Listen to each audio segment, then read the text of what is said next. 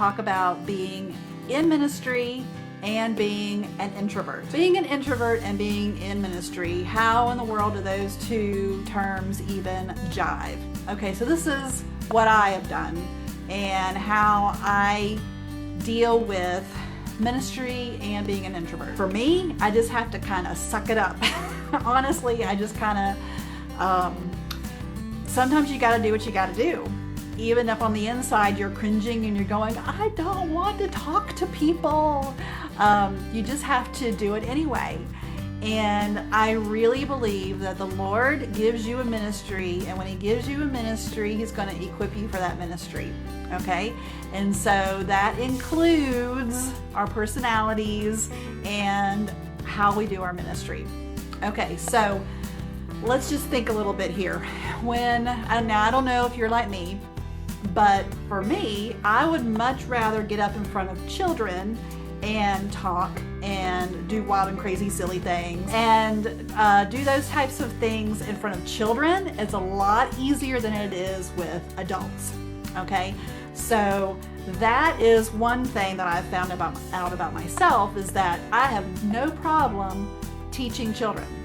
But as an introvert, it takes a lot of energy and I am drained. So like on Wednesday nights when I was teaching regularly every week, and I would teach 2 lessons, the same lesson but the 2 groups of kids, when I came home on Wednesdays, I just we would come home and I would just disappear. What is it that I do to recharge? Because as an introvert, that's the right word. We have to recharge. We extend our energy into what we're doing, and then we have to recharge. So on Wednesday nights when I would get so drained, my husband was so great. He would go and start putting the kids to bed, and all I would need was about 15 or 20 minutes. And this might sound awful, but I think I'm a little bit of a workaholic. So in order to recharge myself, I would come and work for you guys. So I would either work on publishing my next book, or I would work on social media posts, or I would pin on Pinterest, or I would do something like that just to get my brain to calm down and just to recharge and remember why I do what I do, and kind of get out of my teaching mode back into mom mode. And it just took about 15 or 20 minutes, and that's how I would kind of recharge my batteries, and then I would be ready to go and help my kids and put them to bed. How do I deal with parents being an introvert? Okay, and here again, that's just me. This is me I have to just suck it up and just do what comes with the job, right? You have to talk with parents, even if it's hard. And it's really, when you have parents who are your friends or they're easy to talk to, that's easy. But we all have those parents that are difficult to talk with, right? Surely, if you're watching this, give me a comment and say, yes, we deal with parents sometimes that are difficult, okay? And so, when I was communicating with parents, if I needed to communicate as a whole, then just do flyers and, they go home with the kids. That's easy. But I really like to talk one-on-one with parents. And so as they're picking up their kids, I would, say hello. Building relationships with those parents, even if it's hard, it's part of the ministry and you do it anyway. Sometimes though, I've found that when I have difficult parents and I knew that I wasn't going to be able to handle the situation very well, I would go to my pastor and just say, this is the situation. What do you suggest I do? I asked him, should he be a part of the conversation? Or he would give me advice on how to handle that situation or handle that parent, because sometimes pastors have insight into those parents that we don't have, right? Because pastors can be counselors and they work with families and that type of thing. So pastors might know what's going on more in their home than we do.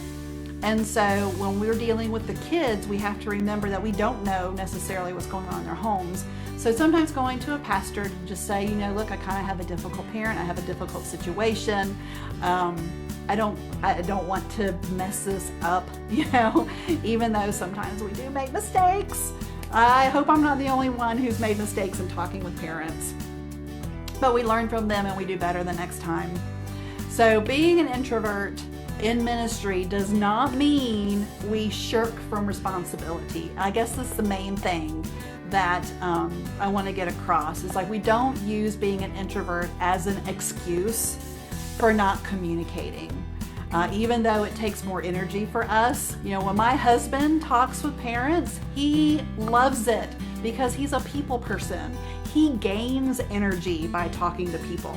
And I'm the opposite. My energy is drained. And so yes, I go home, I get in front of my computer and I work. Or I watch TV. That's usually the two things that I end up doing to recharge, or read a really good book.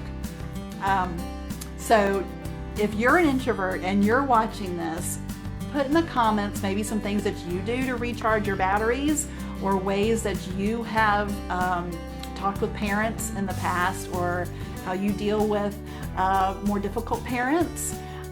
It's easier to talk with those who are supportive and are your cheerleaders, and they're the ones that give you the gifts every Christmas. Those parents are so easy to talk to, and really, they're not necessarily our mission field, right? Usually those parents who are more difficult, those are the ones who really need to see grace and mercy from us, no matter how hard it really is.